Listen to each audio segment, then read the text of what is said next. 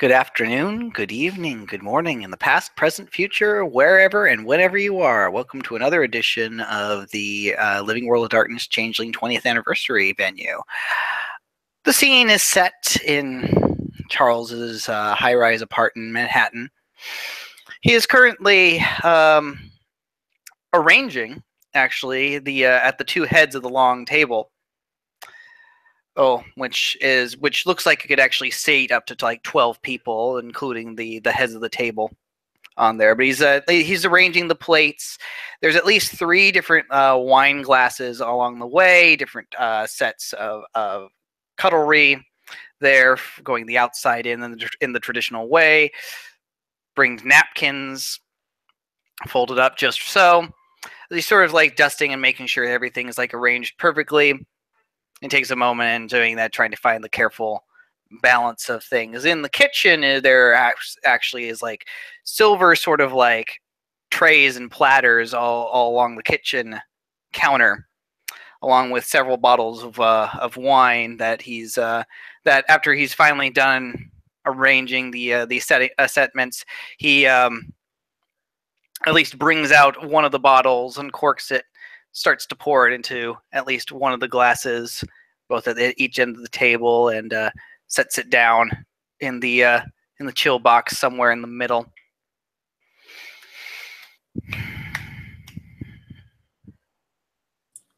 She will be on time whenever he told her to be there. 7 o'clock.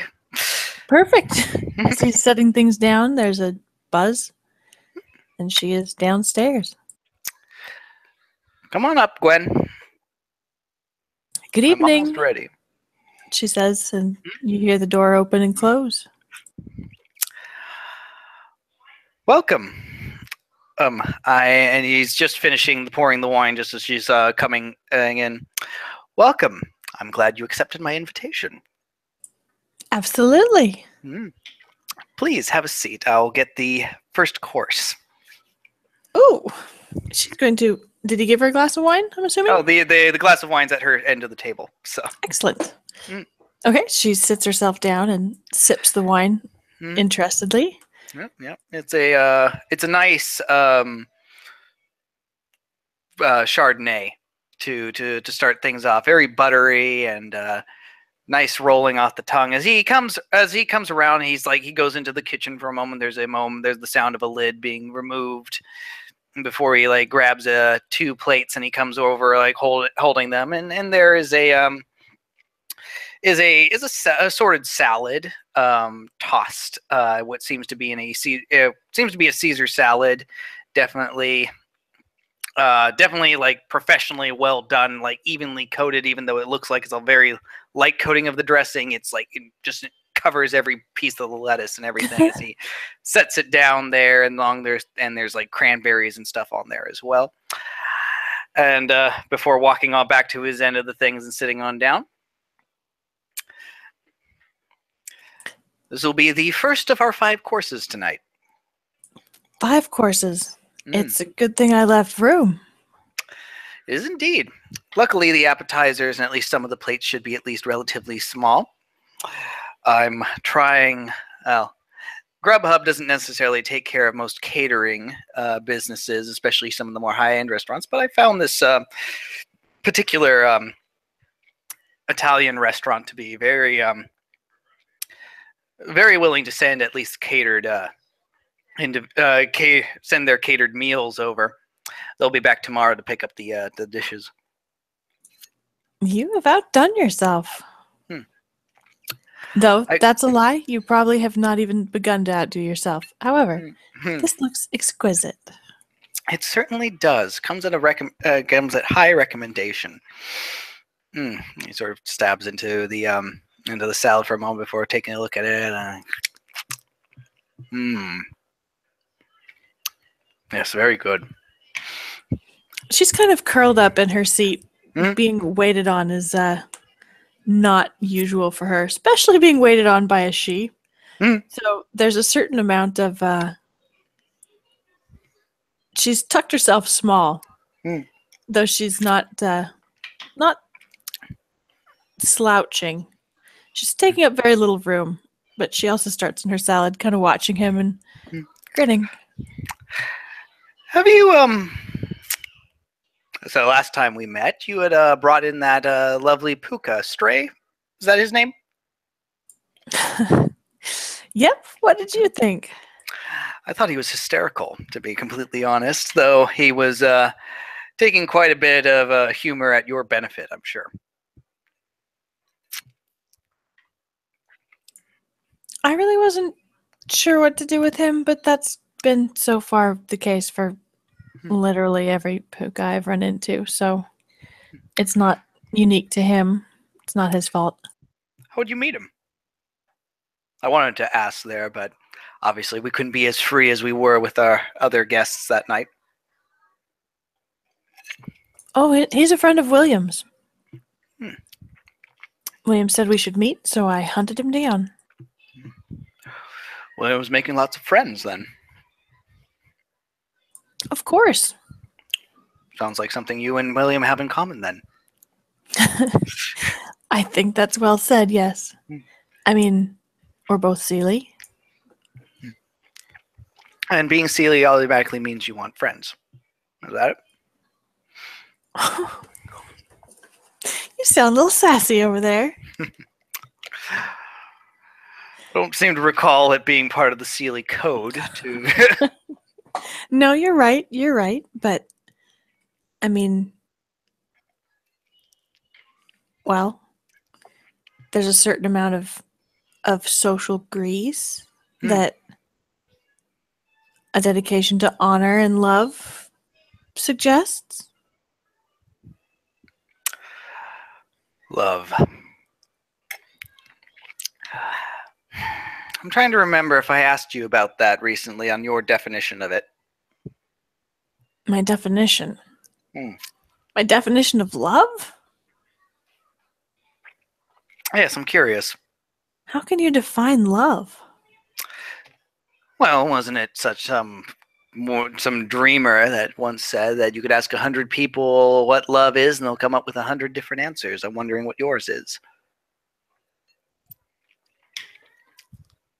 Oh, I don't think I have an answer. It's something you know when you feel it. Have you been in love? Me, no. Charles, on the other hand, I'm not so sure about. What does that mean? Well, that's well, if I may speak plainly, part of the reason I've asked you to dinner here is because I'm feeling a bit confused. See, there are times where what Cararis, and this is one of the first times he's referring to himself as Cararis, so that's very noticeable. Mm-hmm. Yeah. Think and have different desires than Charles. Usually it's the majority of it tends to be biological.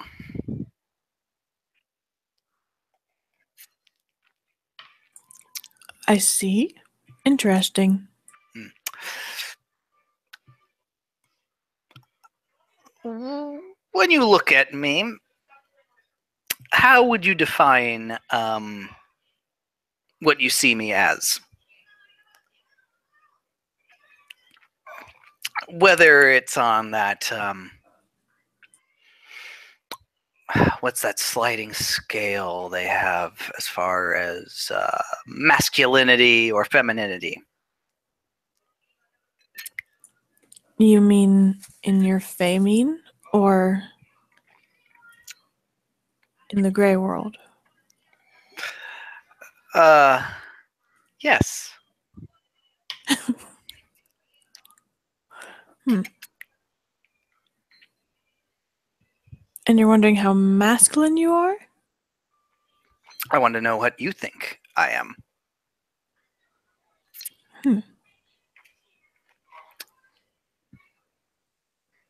Well, that's hard to say. You're very nice to look at, obviously. Just smiles at that. I mean, are is Charles in love? I don't know if it's love. That's what I'm trying to figure out. I know I'm not, but Charles is messing with me a bit. How do you know you're not, though? Oh, because I have no desire for it. I have Love no. doesn't wait until you're ready. He sort of like snorts and says, "No, you don't understand. I don't have drive for it." You mean you're not attracted to the person? I'm not really attracted to anyone. Well, that doesn't mean you can't fall in love. I'm not sure about that. Oh, absolutely. There are some people that go their whole lives without really wanting to have sex. But they still fall in love. So does Charles have that drive? Well, Charles does definitely, and it's a constant conflict sometimes when I'm having to think with his dick. That does sound rough. But it's not your dick. No. Don't have any of the working parts, as they say. Did you before? No. But Never how have. can you pretend to talk about anything if you've never been in love? How can you describe any feeling if you've never had love? Love is a powerful word. And in that contains many, many layers and potencies within it. Love is one of the most powerful things you can invoke. Yes. It's one of the most painful things you can invoke, too. I understand love on a different level. But I see the beauty, the tragedy of the way it can build and completely strengthen a person and tear them apart and drive them to madness. But have I ever been in love? No.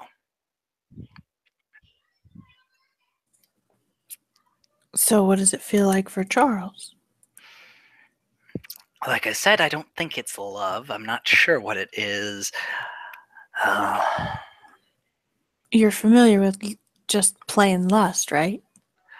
That's what I'm wondering, if that is what it is. See, I'm not sure. I've engaged in many a courtly romance. One individual has caught my interest, and we had a dalliance or two. Unrequited feelings for one another, forbidden romance that could never be, and then it falls apart. And yet at the same time, it's so beautiful watching itself tear itself into pieces. Such exquisite agony, and yet at the same time, so thrilling and enrapturing. Who was unrequiting? No, that depended on the individual. I see. I've engaged in courtly romances, as don't get me wrong, Gwen. But have I ever truly felt love? I wouldn't say that I have.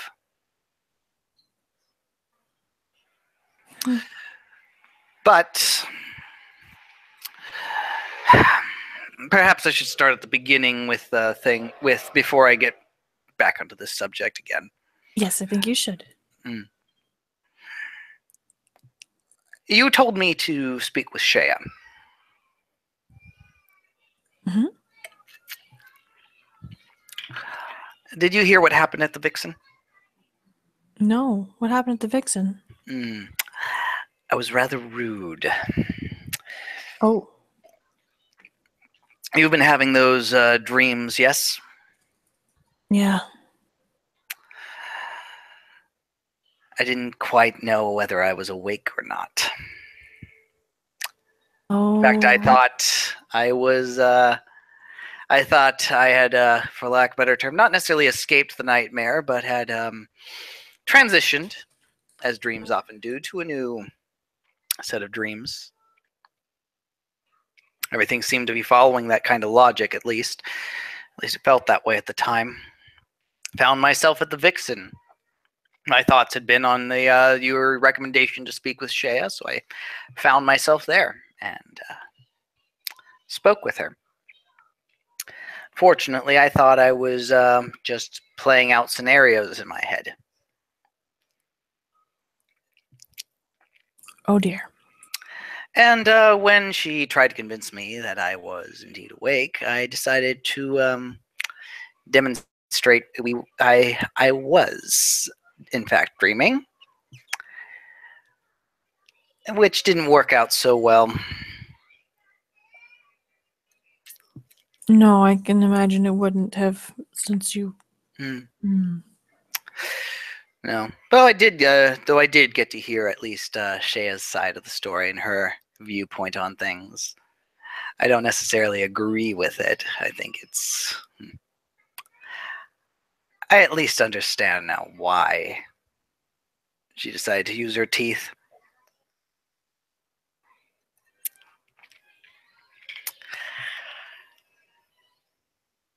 But that still doesn't stop the fact of what she did.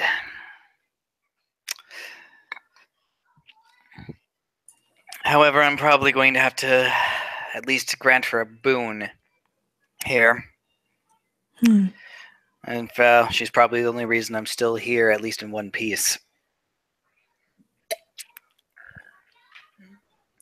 My behavior was rather inexcusable.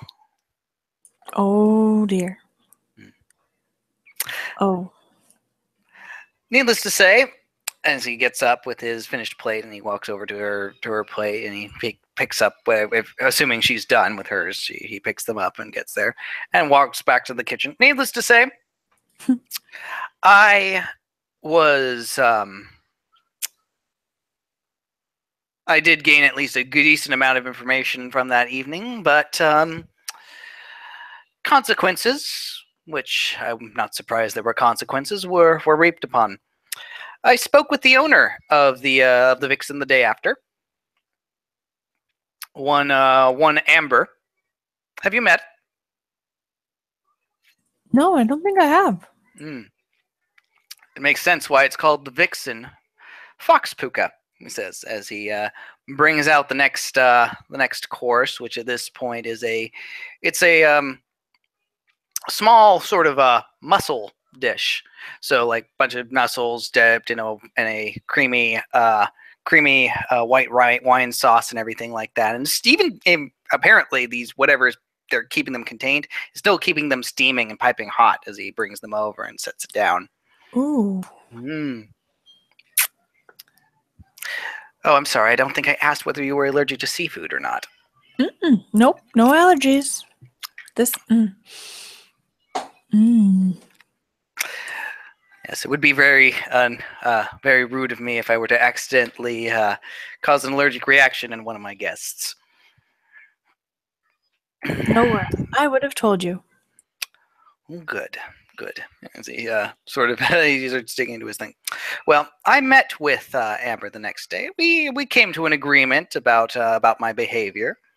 Let's say I'm on a.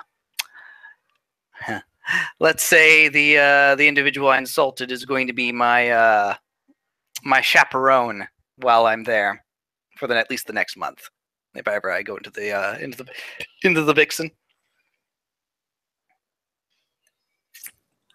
That's an interesting decision.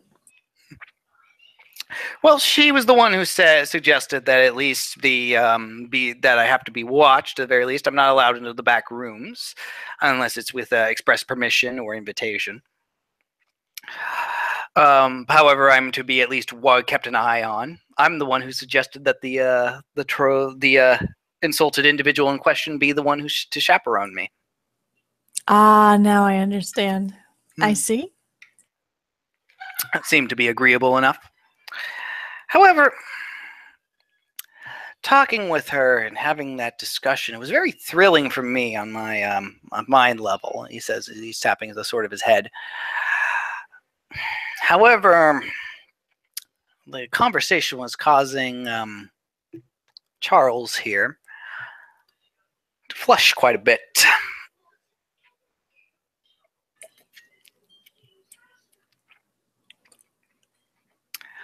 Oh. Yes, and pushed me to say one or two things that I not sure I would have said had I been in. That's the thing that's really concerning me, is I'm not quite sure whether did you what ask her out? Oh no, I did not. Though we're not opposed to at least another meeting at some point or another, but meeting has subtexts. It can. Yes, absolutely. Mm-hmm. And I think the reason I would be intrigued to have more conversations with her is because there's a puzzle there. There's a mystery. I'm trying to figure out layers, and she's an excellent conversationalist. Intrigues me quite a bit, but Charles, on the other hand, I'm not sure whether that was biological urges are clouding my judgment or not. Oh, no.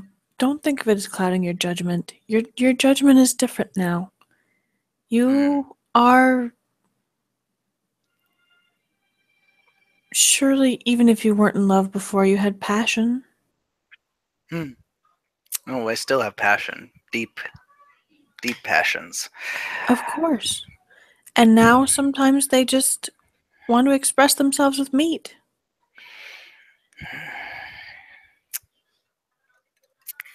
It's an important part of understanding the human condition. But it's just so... It's just so disgusting. Have you never worked magic with summer? Or spring? Oh, I've worked magic with summer. I've worked magic with spring. I've spoken those words quite passionately. Have you since you came here? No. Summer I have. I've spoken those words, but I've forgotten quite a number of them. I can at least incite them, incite those passions, incite those fears, if need be, or sadness. I can at least increase those moods. Maybe that would be good for you. Maybe to work those magics with the hands that you have now would be good for you. To feel the magic in your veins and not just the blood. So you're saying I should use them upon myself? That's not a bad idea. But I was mostly just thinking just use them in general. Feel the flow of the dreaming. Maybe. Maybe. This is something to think about, something I haven't really considered all that much. It might help you to sort things out. Put things in perspective or in their proper place.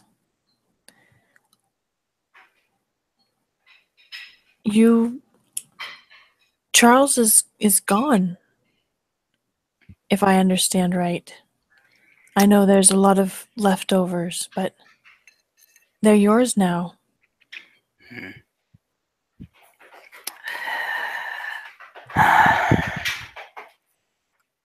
You know, when I thought I was dreaming, I blamed Charles, actually. Because this skin is not mine. This flesh isn't mine. Let's see. It's a prison. Prison, unfortunately, that I've been shunted into. And for a moment, I really disliked being Charles.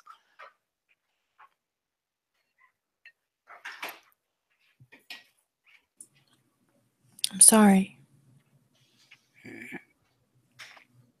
Don't be. If anything out of that tragedy of that night, it was very important to remember that I'm what I am, what I used to be. I had been enjoying this for quite a while now, and I almost forgot. I think that's the scariest part, forgetting. Yeah. I agree. It is scary. It's hard to know when you're weaving it together and putting things in perspective or whatever, and when you just are forgetting. And that's terrifying. Sometimes it feels like you've just figured something out and you've got that synchronicity, and then all of a sudden you realize you don't remember something. I'm beginning to realize there's a lot I actually don't remember. Everything's a blur. I remember the events that, at least to some degree, the events that got me to where I am, being in Charles. I remember basics.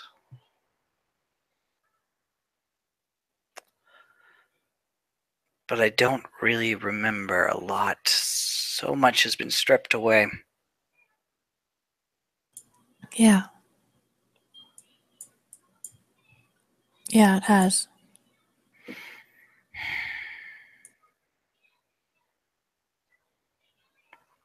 Well,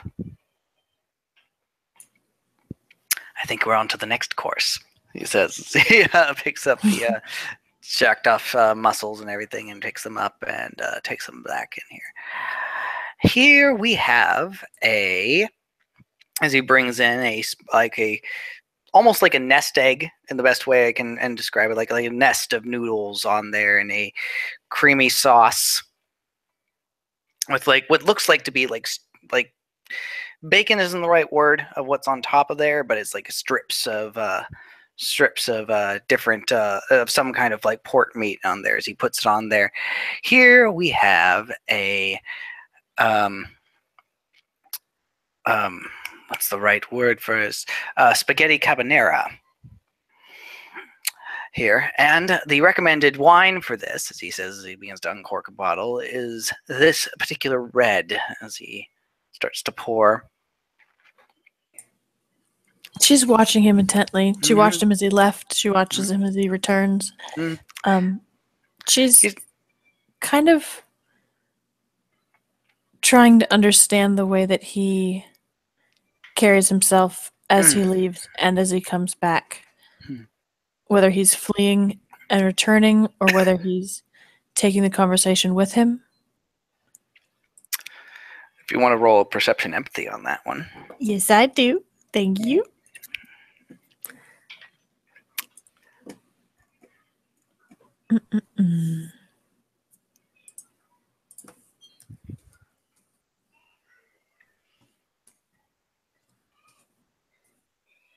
No successes. Balls. Not hard to say. Yep. Not really certain whether he's fleeing from the conversation or is carrying it. Either way, he's carrying himself rather impressively, playing the perfect host.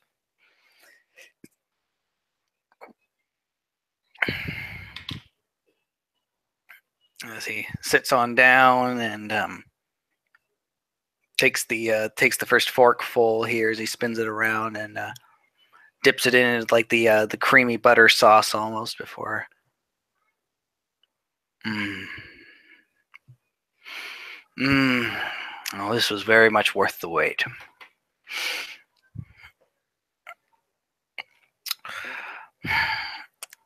Where were we on our conversation again? I'm sorry. Forgetting Memories. things. Ah, how apt. Falling in love. How apt. Forgetting things.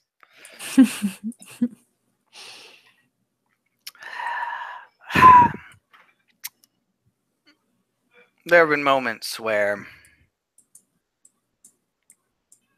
I'll be lost in whatever I'm in at the moment, and I almost wonder for a moment, am I me or am I Charles?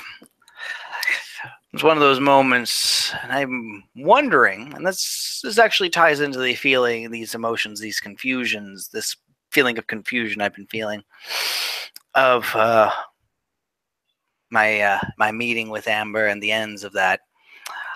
Whether or not I've wow, whether or not I was still shaken by my by the events of that nightmare, of that dream, or that waking dream that I thought I was in. Wondering whether or not that I was in a vulnerable state of being.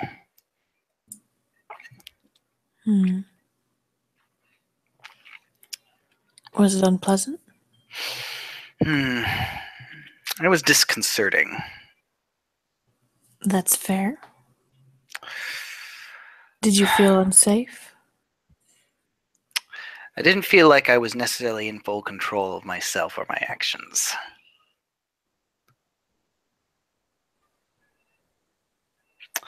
Although that depends on if you're talking about the night in which I was in the nightmare or the dream. When I thought I was dreaming, I felt very assured of myself and who I was, at least until I realized that what I tried to do didn't work, and that I was trapped in Charles's psyche. And with the meeting with Amber, it was pleasant, as I said. It was a very wonderful conversation. But at the same time, I wonder if certain things I said or did may have been egged on that on Charles's side.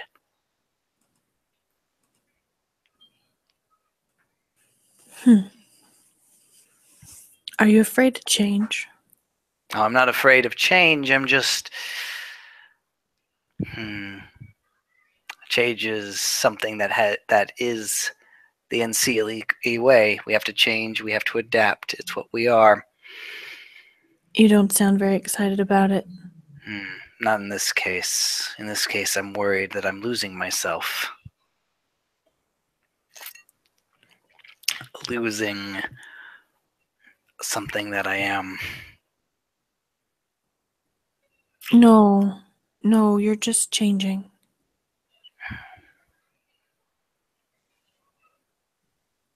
You're someone new now. And it's up to you to find the things that you want to keep of your old self, right? It's very true. Nothing is so lost you can't get it back.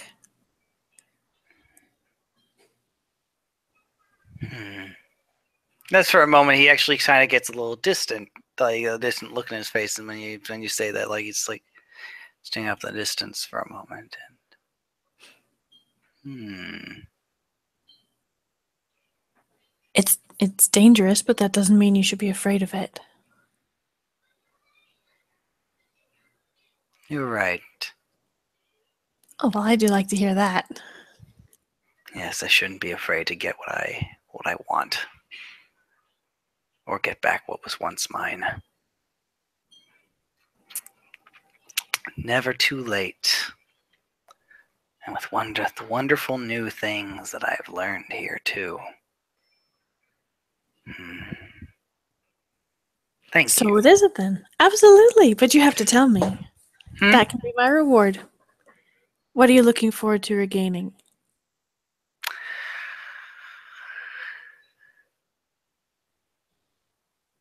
Everything I once had and more.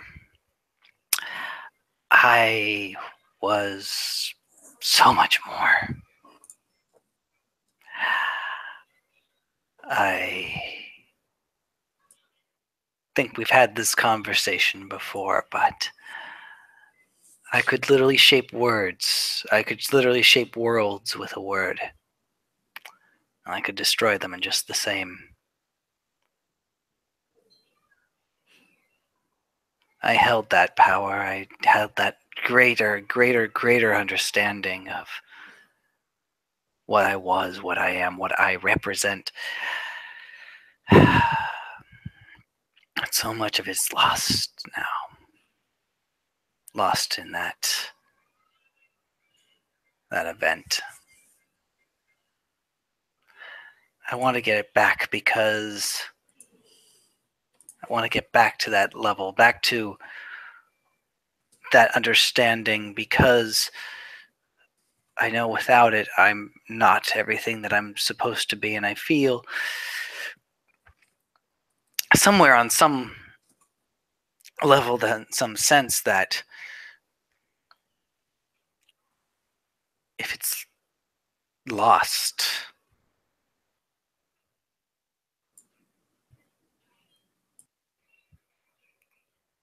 I'll have to roll that in just a moment. But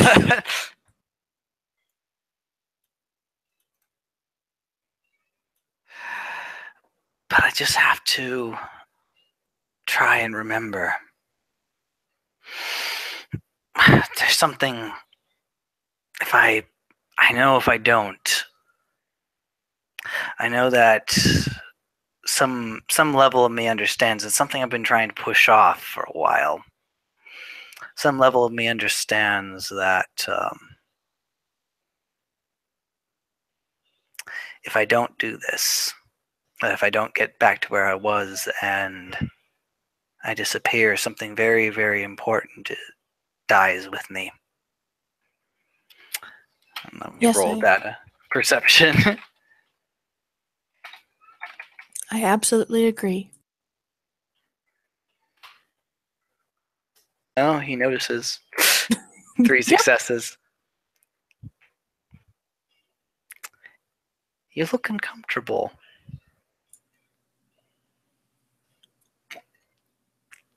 Just thinking.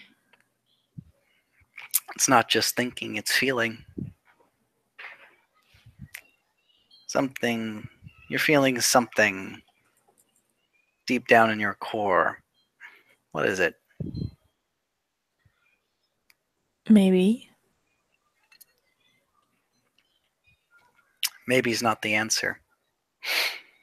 But we were talking about you. But I'm shifting the conversation. What about what I was talking about was making you uncomfortable?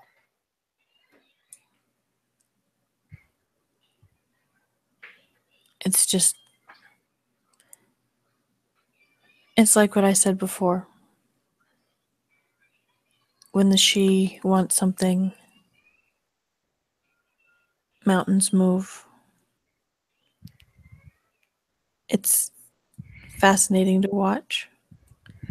And if you're not careful, you watch the mountain move and realize that you can't get out of the way fast enough.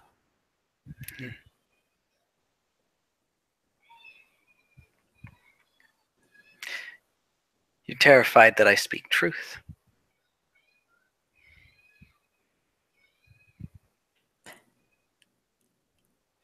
No, I think that you do speak truth. I think that I know you speak truth. I just don't know which way the mountain's moving. The truth is a frightening thing if used right. It can be comforting too if used as well in the right situation and scenario. But the truth often is the most painful and powerful tool, because it casts out the darkness of ignorance, and yet everyone shies away from it because of how bright it is.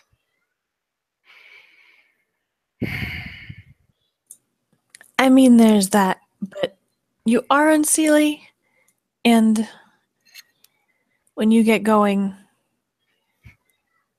There's no knowing where it will stop. Or what will be spared. There's no bonds that I can call on. Not your honor, not the things you love. How do you trust someone?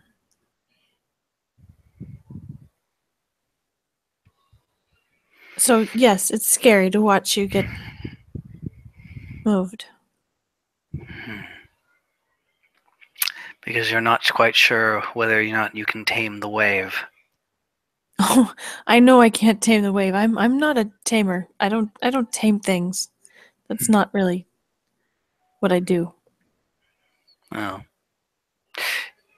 More, you're not sure you won't get caught up in the riptide is more like Yes. you understand the waves, you know you can't control the waves, but you know how to ride it, you know how to recognize the signs, and yet a riptide could suddenly happen.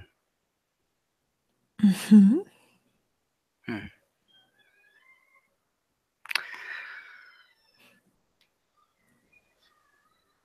You know, it's very interesting when the Celio got about the fact of there's no honor in the unseelie. There is, of a different sort. It is the unseelie code, after all. There is a code. There's a rules to go by. We can't necessarily escape it. It's just a different sort. And even then, I at least place my own sort of honor in what I say. Words are very powerful and very binding things. You just have to be careful with them.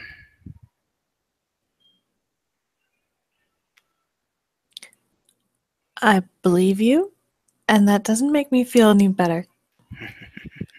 She kind of shifts in her seat and sips at her wine, mostly to have something to do that's not talking, and partially because she could use some wine right now. Very good. Because that is very, very important that most people don't understand. Most people are very careless with their words. And I know, at the very least, I am speaking to someone who understands that value. So, to you, for understanding for understanding, and for, well, I'm not sure if you'd believe me if I'd say friendship. I would. I'm not sure you'd believe you, but I have faith that you will eventually. I just raise the glass and toasts and drinks. She raises hers as well and drinks and kind of watches him around it. Second course, he says, he gets up, or no, I should say fourth course. No, we are on the fourth course, yes. So he goes over there, picks up the plates, takes away. What we have here is a roast boar with a glaze of balsamic vinegar, along with a smatterings of I'm not quite sure what kind of tomatoes, actually. I don't remember that off the top of my head, but imported from Italy itself. That's what I know.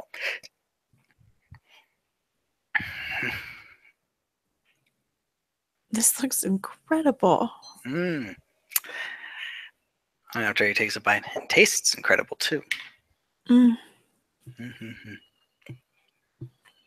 wouldn't expect boar to be tender. Practically melts in your mouth.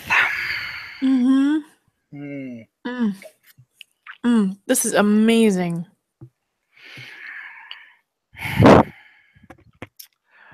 Shame I'll never order from this place again. Oh no, you're breaking my heart right now. I'm not stopping you. As You you have to said, get the name. the mountains move. Oh yes, I have the name right here. I actually have the card. Actually, Oh, I can thank definitely give that to goodness. you. It was a warning, not cheap though. So I am duly warned. Next time I would pay an arm and a leg to eat boar. I still want the opportunity. I'm sure there's other places that also serve boar. Maybe not quite to this level, but who knows? Maybe they exceed it. At least you're determined. As you mentioned, change is something that's important. Can't afford to settle on any one particular thing. Well, that's a little hard for me to really understand. But that's okay. I just find it interesting that people have their routines. Not that I don't have a routine. It's unfortunate in life, but going to the same places on the same days every week. They'll mix it up every so often, once in a while, but eventually they settle into their own patterns. Or if they even go to a similar restaurant, they stick to what's safe. Don't branch out. Don't try something new. Indeed.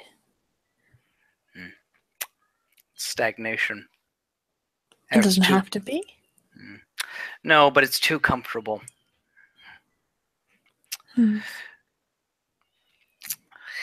I were to go to another restaurant, yes, I could order the spaghetti carbonara again, assuming they had that on the menu.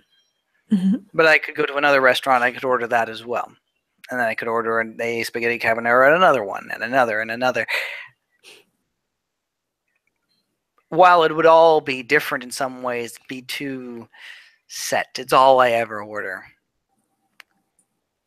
Is that why you haven't fallen in love? Why? Because I'm worried about eating spaghetti carbonara for the rest of my life? Not sure if that would be what would stop me. No. What would stop you?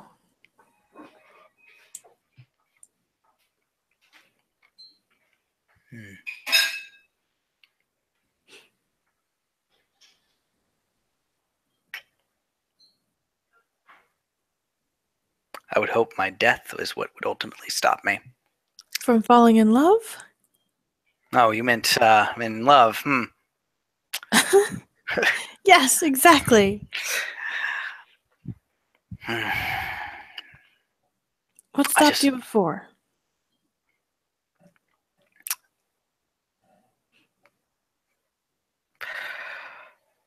I found it as an amusing diversion.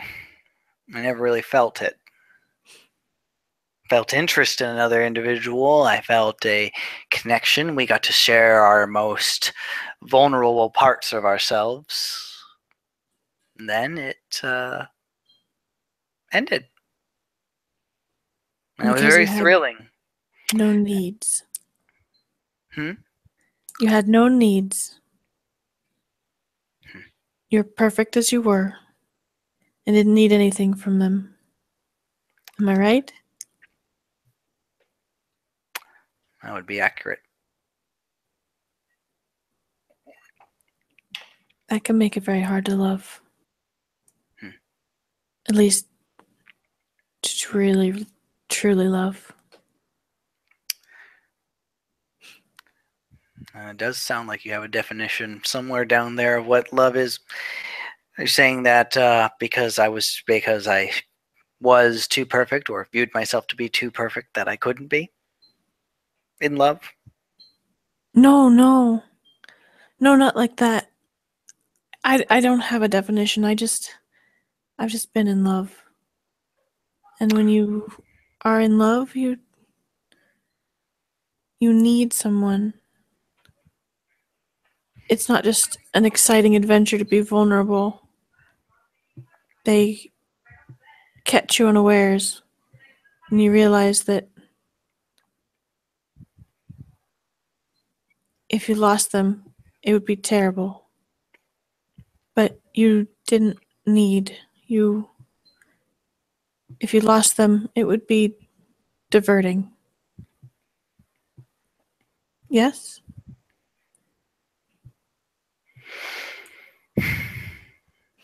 No, if I lost them, it was a thrilling, high stakes situation.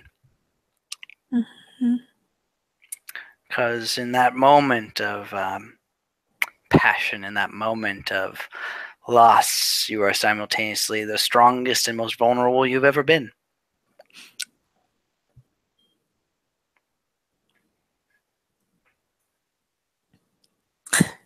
Well, I've never been a she. I don't know what that feels like. I'm not sure many she would share the same vision as I do. That's a good point. Tell me about that love you once had. What happened? Oh, well,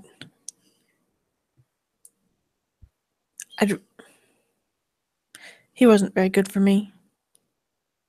How so?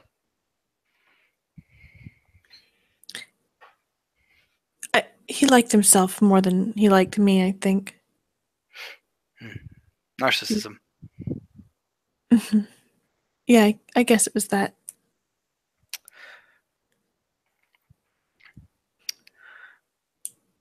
How long ago was this? Let me check. Oh my god, it's on the sheet. Oh, it is. It was important to her backstory.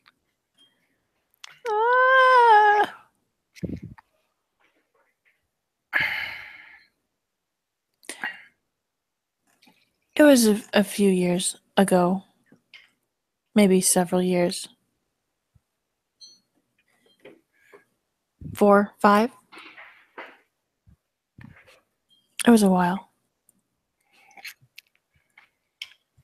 And you haven't fallen in love since? No. No, I've been busy.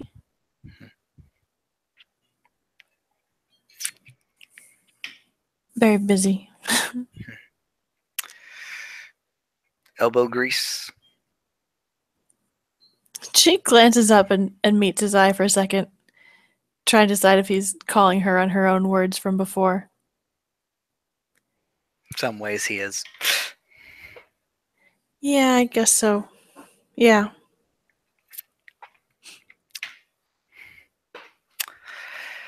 Five years is a long time. Or not really that long. Depends on your view of it. Sometimes it goes really fast. Sometimes way too slow. Mm-hmm. Mm-hmm.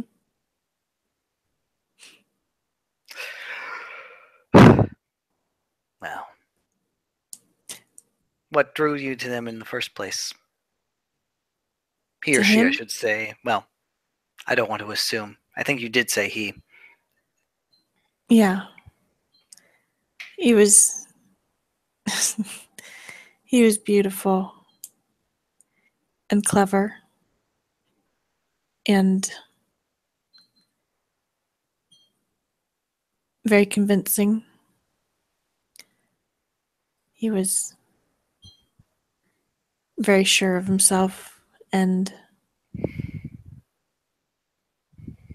seemed to have a limitless capacity for life.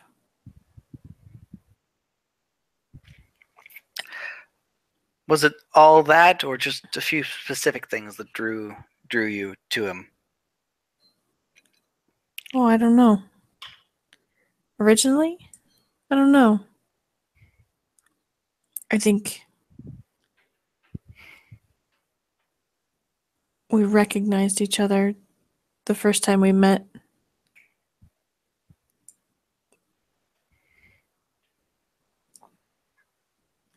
I always knew where I stood with him. No, that's not true. He always told me where I stood with him, even if it wasn't true.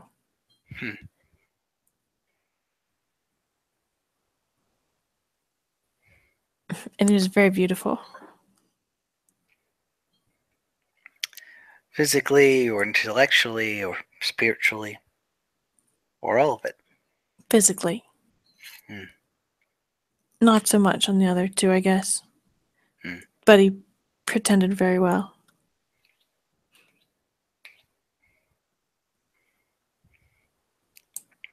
What ultimately ended it? I woke up to the dreaming.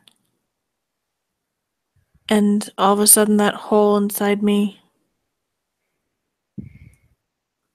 had a different name. And it wasn't his name. And I realized I didn't have to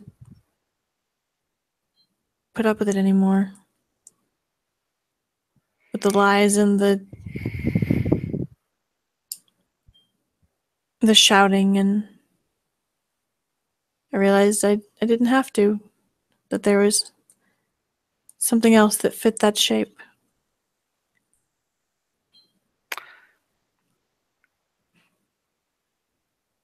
He manipulated you. Yeah. Did he belittle you? Make you feel small? She shifts in her seat again, and reaches for her wine glass. Sorry. I'm surprised I didn't see the signs before. I deal with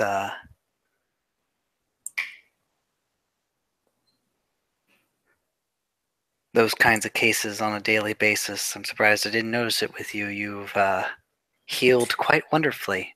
Yes, I have. The signs aren't there anymore.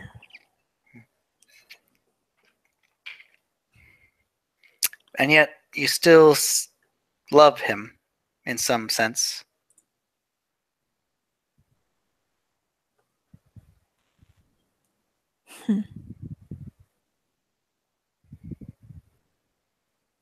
Can you ever really stop? I never understood that with any one of those poor things.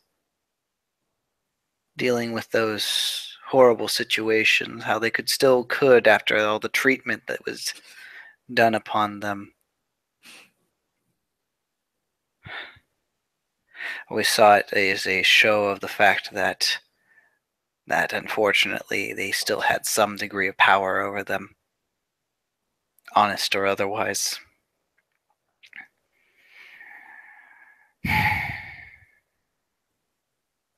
I don't think that's necessarily the case with you, though I do wonder. Well, when you love somebody, you do need them.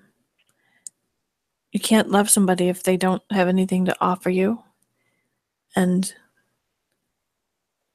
sometimes it seems like you'll never find anyone else who meets that just the same way. He filled something within you, at least before you remembered yourself. What was it? What did he give you?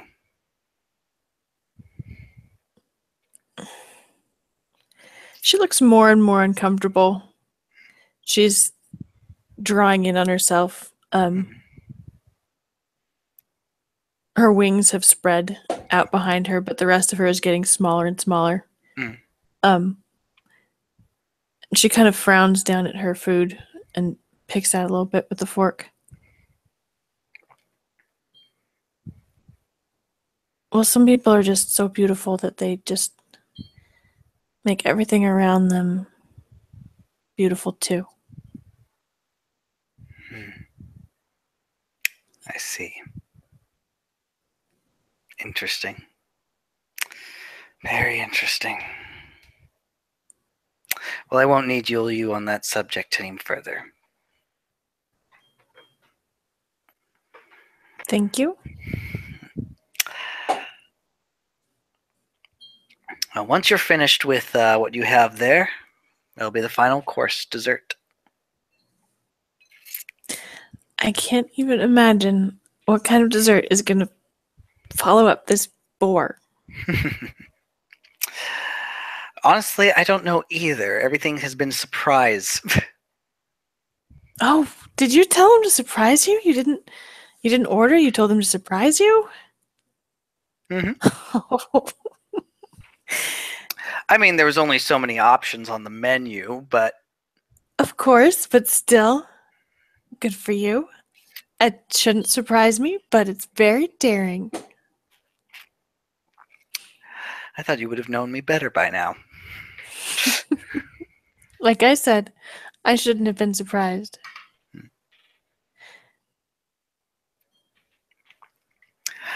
But it's not too long before she's finished, and he gathers up the plates and he brings them over. And in there is like a small, sort of like little pudding sort of mound in there, and it's like sort of like, you know, like one of those like sort of like reverse like plastic cup shapes, so to speak. Mm-hmm. Just there, like some sort of pudding gelatin. There looks very very creamy of some kind. And he brings out the third and final bottle of wine. And along with this is this Prosciutto dessert wine, he says, to go with the final meal, with the final dish. Oh my goodness. Mm. I'm going to have interesting dreams tonight. Mm. Hopefully no more of those nightmares. I don't think I can stand any more of them. I don't think they're going to be done with us soon. He still has more heads. I've been very tempted to actually see if I couldn't find a way to find find that offender and give them a piece of my mind. Find whoever's making the nightmares? At least the root of the source. Interesting. Fortunately, I'm afraid that might take me away for an extended period of time in a period of crisis here in the Gray. In a period of crisis? You're the second person I've spoken to who may or may not be aware of what happened at the hospital. What happened at the hospital? Oh, you mean that terrible fire? 15,000 people. No. Out of character. Not 15,000. 1,500, right? I don't know. It's got to be 1,500. 15,000 is like 9/11 was 3,000. The news article out of character said 1,500. Charles isn't good at numbers. Whatever. 1,500, 15,000. It's all the same. People are dead. It's a massive amount. 15 million people died in that hospital 3 years ago. We're still investigating. But what do you mean? What happened? I mean, I heard that about the fire. The fire was terrible. Well, there's a lot of debate going on of whether or not this was a freak accident or... Oh no. Possibly intended. Oh no. Who could have... Oh no. It's not certain as of yet. We are still waiting for word from the fire inspectors to determine the cause. And until they're done, and let's put it this way, if it's been going on for the last few days, this has been obviously very intense and thorough investigation, but the more time goes by, and if it turns out to be a criminal intent was involved, we're going to have then the leads are going to grow colder and colder. Then also comes down to the fact of whose jurisdiction that hospital falls under. Oh my goodness. Yeah. There's a complete possibility that the 32nd precinct might be the one. Is But that there's yours? at least... Oh, yes. I see. But it all depends. On? Well, it depends on a lot of things. Politics, for one. Sometimes it could be simply down to a coin toss if it falls under the jurisdiction of at least at least two, maybe more. Could even get down to technicalities of how many patients were of what precinct's particular demographic area. Like I said, it's politics. Who gets to be the one to go about it? Who gets the glory of solving the crime, and who gets to deal with all the repercussions? I see.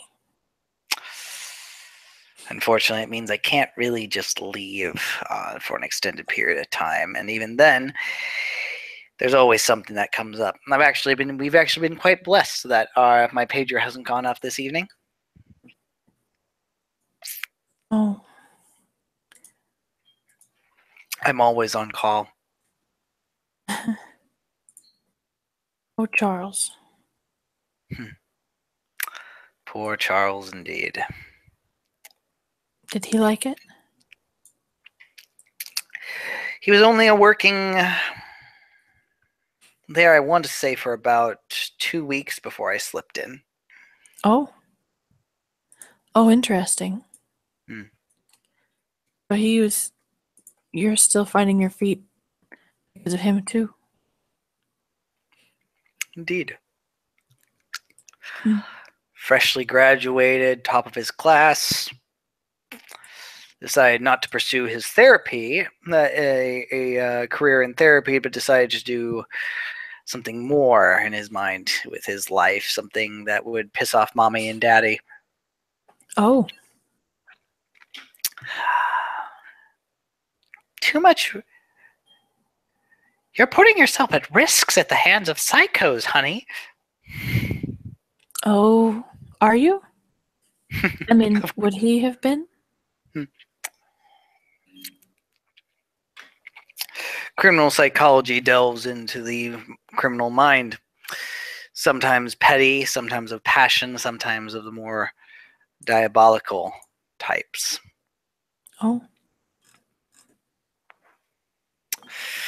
Officer Grand has taken a particular liking to me and my insights, so I tend to be in the SVU more often than not.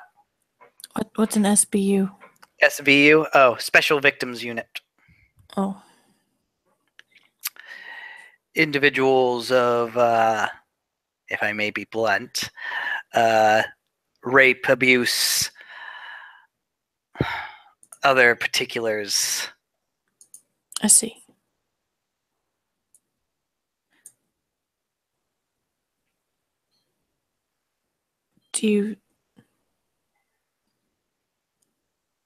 Well, good luck with the hospital. I don't know how much luck is going to be involved in that. So rather or not, it all depends on your view of what would be good luck. I guess I really mean I hope it was an accident. I hope it was something that can be fixed, and so it never happens again. I don't. I hope there was something more to it. Because otherwise I'm going to have to deal with some banal explanation of, oh, it was an electrical fire. Because in some respects, I kind of want to figure it out. And also, if it wasn't just an accident, I can spin it right to be able to learn a little bit more about what happened at the theater. How so? Well, we've had 2 fires within the course of a week of each other. Doesn't that seem suspicious? Is that unusual? I mean, there must be fires all the time. Big fires. I see. That makes sense. And in areas where there were high concentrations of population. Mm. We have to make sure, if especially an investigation, that there's the possibility that we're not dealing with a serial arsonist. And if it is a serial arsonist, it's one of ours. And if not, well, at the very least, I gain information about what was going on over at the theater. Because we have to rule out those possibilities. She nods.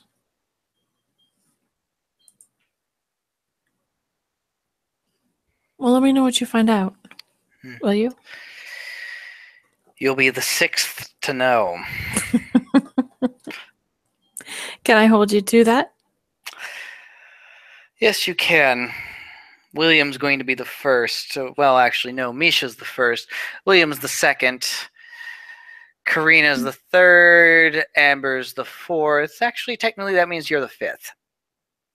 And how did you decide on that order? Is that simply the order people asked in? That's exactly the order people asked in. So, it doesn't matter. I mean, I guess I could have just drawn them out of a hat. Or you could have decided based on a number of other factors.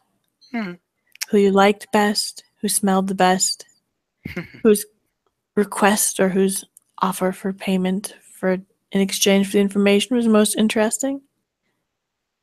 But you decided simply to go with the sequence in which you were asked.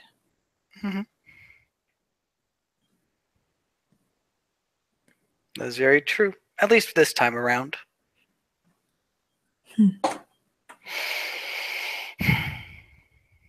Sometimes you're hard to read.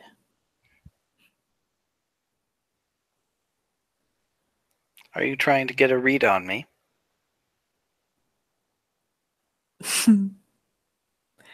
Yes. Absolutely. Why?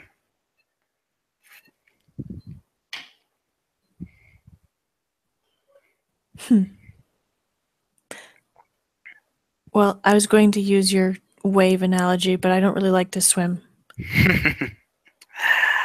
I so can't. It would have been a lie. So. You can't swim? Nope. Charles never learned, and I never had the reason to. Out of character, did you take the flaw? Yes. Ooh, interesting. That's exciting. I can swim. It's just weird with wings. But I what can imagine. Yes. But I think I would be very good at parasailing. He has to think about that for a moment, sort of go through the Rolodex of Charles' memories before he goes, no, I know what parasailing is. Okay. I could see that. But the reason I'm watching is because I enjoy spending time with you. And if the mountain starts moving, I would like to survive that. You want to at least see close up where that will go. It's not so much that. It's that I have faith that at some point it will move. And I figured I have two choices. I can run far away and never spend time with you again, just in case at some point the mountain moves and I get trampled by moving mountains. Or I can try and figure out which way it'll move and still get to enjoy your company. Have you ever considered the third option? What third option? Being on top of the mountain.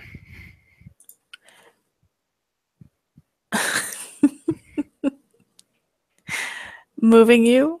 Or pointing the moving mountain?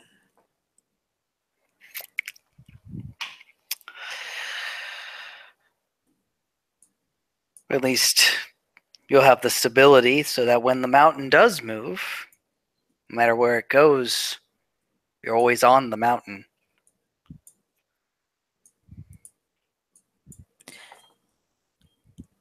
I've considered that option. I don't know that I have what it takes to join the mountain rodeo.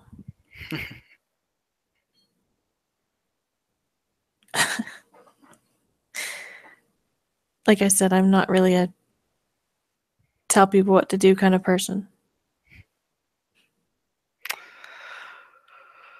Well, if that is the case, so be it.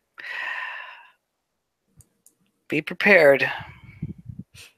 Because, as you said, the mountain will move. But not even I can say exactly how it's going to move.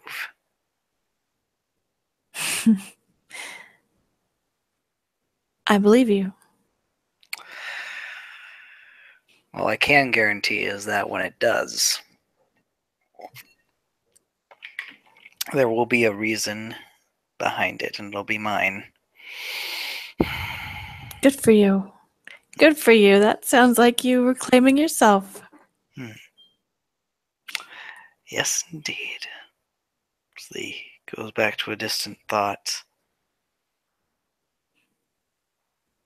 Thought of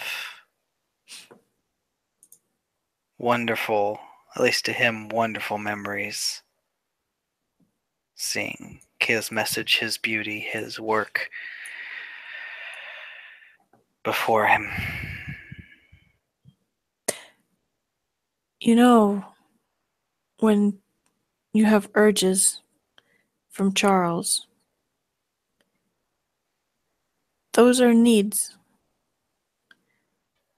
Just don't be surprised. Don't be alarmed by them. They can be very good. You don't have to be Seeley to fall in love.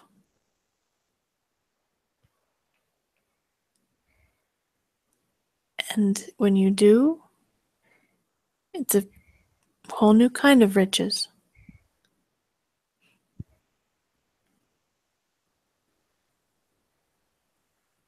I will keep that in mind.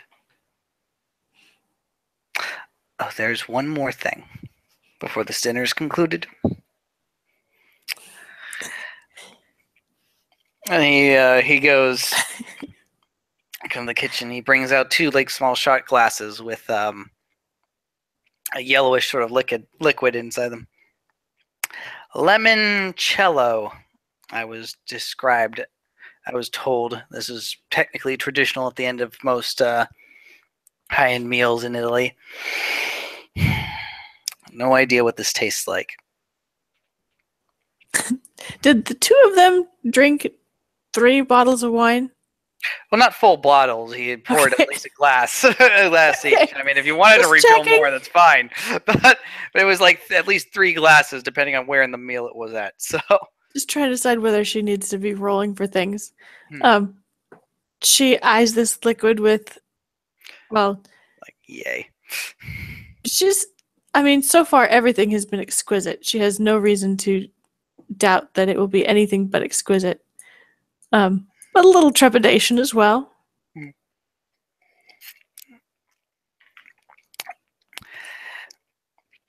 It's when the drink as it goes down is like this.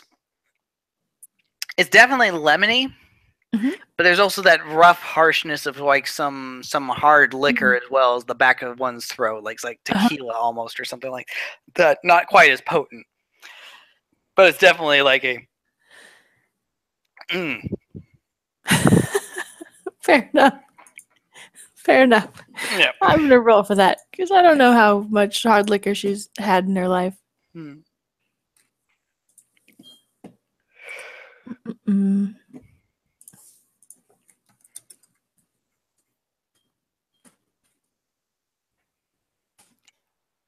it!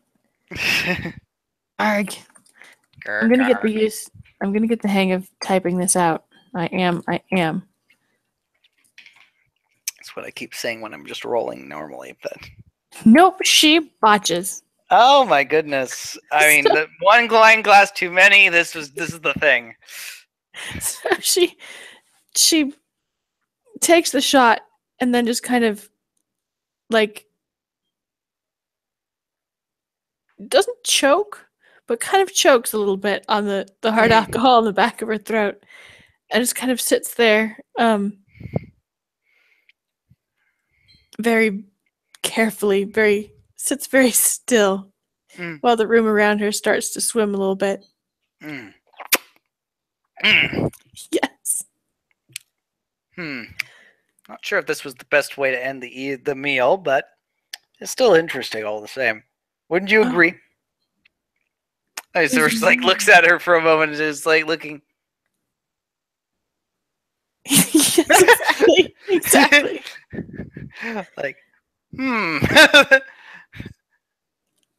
I do agree. I think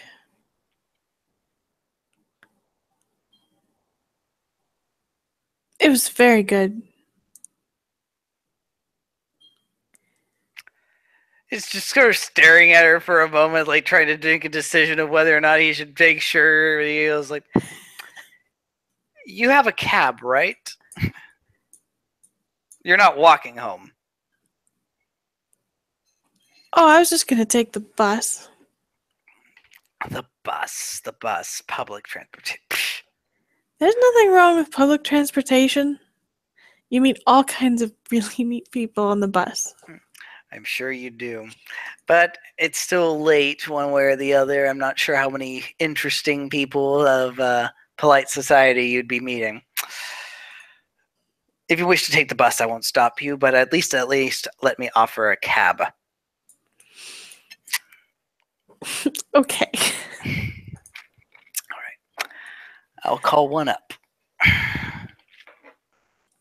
She slides to her feet. And she actually, just without really thinking about it, just kind of uses her wings to stabilize herself. So she might have liquor legs, but yeah, she kind of almost hovers. Exactly. Kind of floats. On her liquor legs. Right. Thank you for a delightful evening, Charles. Oh, you are most welcome. Anything else I can offer you before you leave? Your taxi won't be here for another 10, 15 minutes at least. No, not at all. Would you like some help with the washing up? Oh, I can handle it myself. Well, of course you can. After all, I'm very capable. Well, I appreciate that. Still working on it, though. Still working on one or two things. Oh, like what?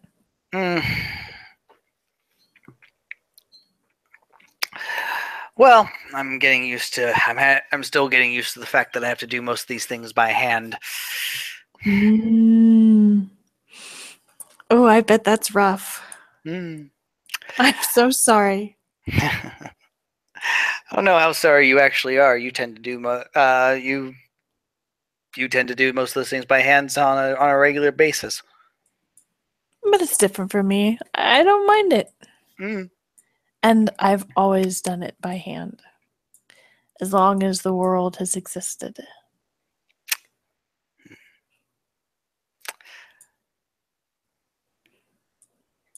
I wonder.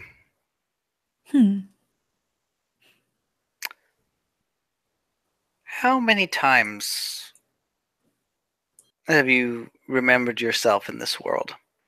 Do you know? She shakes her head, and because she's had quite a bit of alcohol, just kind of keeps shaking her head for a very long time. I have no idea.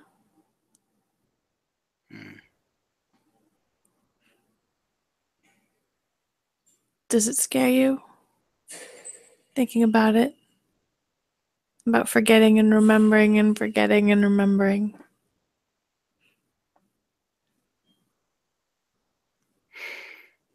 Yes, it does. Why is that? Is it the forgetting or the remembering that scares you? Would it surprise you if I said both? No. No, that's why I asked. I see.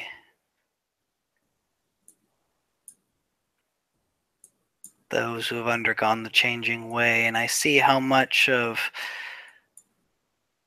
what they are, what they could be, what they were, and yet at the same time I see something so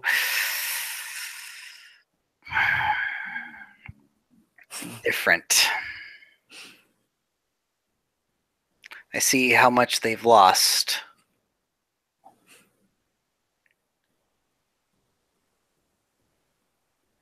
And as much as I know, as we've talked before, I'm supposed to, as Unseelie, embracing change is a good thing.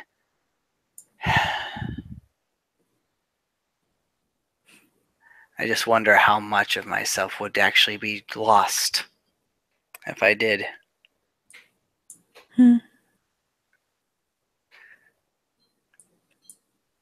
Well, the thing about the changing way is it gives you a long, long time to win it back.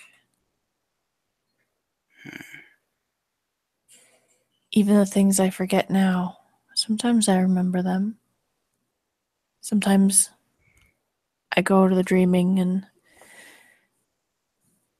memories swirl up inside me. Like when you open a wine bottle and suddenly there's bubbles.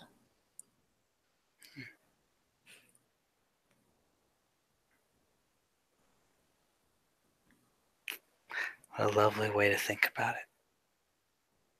There's a buzz on his phone at that moment as he Oh no. said it. Ah, I think your taxi's here. Thank you for a lovely night. You get hope safe, Gwen. Good Of night. course. Good luck with your lady love. Whoever she may be. He just sort of like his lip sort of like twitches for a moment. Like he's trying to keep a smile, but he's like not sure if he's regretting talking about this. But She just starts to laugh and heads for the door. She turns back before she gets to the door, steps quickly back close to him, and gives him a kiss on the cheek. And then she disappears, looking quite pleased with herself and her evening. he seems a little taken aback. He sort of doesn't move for a moment before he goes up and touches that. Interesting. Charles, are you flushing again? Naughty boy. Before he goes to everything, and he looks at the table again, seems to focus for a moment. Well, go on then. Clean yourselves up. And there is a slight movement. One fork, only one fork, sort of twitches. But it doesn't move any further than that, just a slow, single twitch. And he sort of gives a small smile. Just a little. I'm getting there. Just a little bit more.